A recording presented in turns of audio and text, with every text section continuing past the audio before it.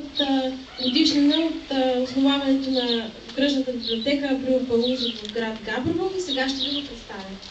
Пази Боже сляпо да прогледа. Пази Боже сляпо да прогледа. Емблематична фраза, неостаряваща истина. Както по времето, в което Алеко Константинов написва едноименния си разказ, така и в наши дни съществуват личности, за които това изречение важи в пълния си смисъл. Всеки един от нас при споменаването на израза се сеща за един или друг човек. Човек, на когото промяната в статута му на живот го е издигнала едно стъпало над другите и му е дала право да ги смята за по-нисши индивиди. Дали наистина тази рязка промяна е в резултат на придобиването на нови качества, или просто е въпрос на менталитет и недостатъка на хората да се поддават на външни влияния? Най-често чуваме тази фраза да се използва от възрастни хора, очудени от различния маниер на общуване и поведение на млад човек, доскоро живеещ същия живот като техния. Признавам си, доста пъти и на мен ми се е случвало да я употребявам, особено когато си дам сметка, че някой, с когото съм играла в детските си години, сега ме подминава без ни най-малък жест за поздрав. А какво да кажем за възрастните, които по принцип са смятани за по-равновесени в отношението и преценката си? Когато видим как са се променили погледът и маниерничето на някой от тях заради едни или други благоприятни обстоятелства. Жалко е. Има съвременни прототипи на Христо от разказа на Алеко. Част от тях по някакви непочтени начини забогатяват и правят чеметна кариера в големия град. След време забравят селището, от което са излезли, битовите проблеми, с които е трябвало да се борят и най-вече близките си. А тези близки едно време са преперили за къщето хляб, лишавали се себе си, за да има за децата им. А какво получават в замяна? Едно-две посещения на година, но са проводени от скъпа кола, тоалет, бижута и други подобни глезоти, които новият начин на живот е наложил.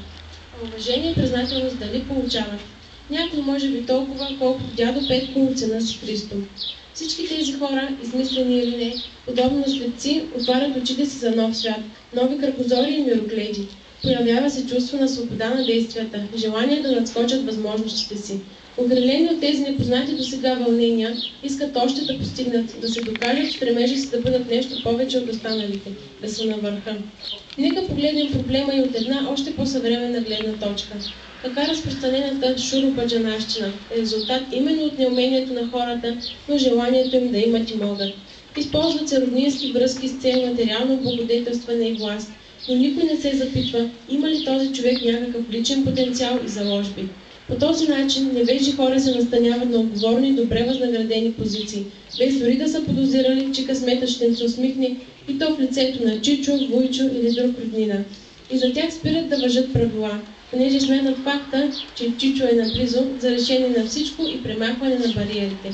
Започват да вземат твърде обичайно положението си и самите себе си и да потъпват останалите, които не се намират под опеката на свой близък, а сами се борят срещу света и хищниците в него. Да, човекът, имащ самочувствието на закрилян, може да стигне далеч, далеч представите и мнението за себе си, щом веднъж е изплувал на повърхността на възможностите. Сигурна съм, че най-вероятно поне всеки трети човек се е сблъсквал с подобен проблем, било то на работното място, а защо не е в училище или друга институция. И за да не звучат думите до тук твърде стряскащо, бих казала, че решение на подобни прояви има и ние можем да премахнем тази грозна черта на българската народна психология. Как? Като бъдем хора на място. Будни, дейни, активни. Хора с амбиции, стремежи и ясно очертани цели. Като не разчитаме на Чичо да се уреди, за да уреди и нас. Да се научим да уважаваме чуждите успехи, да се радваме, че с чуждите постижения и нашия живот ще стане по-добър. Не е достатъчно да насочваме успелите с помощта на нагаждане, подкупи и роднинство. Да подкрепяме упоритите, търсещи знания и опит хора, които изграждат и заслужено свое самочувствие. Когато успееш, когато преодолееш възможностите си появила се трудност, ти вярваш повече на себе си, отколкото на съдбата си. Така трябва да разсъждавам аз, другите, а те да убедят още други. Да започнем от себе си и да се променяме и да разрушим вероятно на тези, които не могат, но са чували, че може да се живее и по-добре. Никой не трябва да съди човек, който иска да се развива и постига много, в резултат на самосъвършенстване, а не да разчита всичко да му бъде поднесено от епсия. Това бихме могли да направим всички, особено ние, младите хора.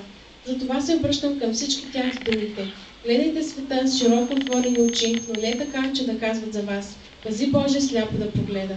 Вярвам, че ще се родят нови мъдрости, свързани с правите на човешкото достоинство.